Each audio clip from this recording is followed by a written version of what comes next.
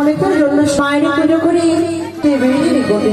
বেশ তাই হবে উষা, অতি শীঘ্রই যাবার ব্যবস্থা করো। বেশ স্বামী গো, বলো কি?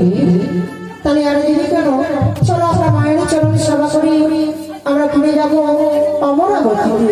তাই হবে কি? ওকে মা বিপদে বাইরে ফিরে নয়, তুমি না বলিস রে মা, এসে এসে বাড়ি ঘরের ওপরে বিরাজ হও, জমানে বিরাজ হও।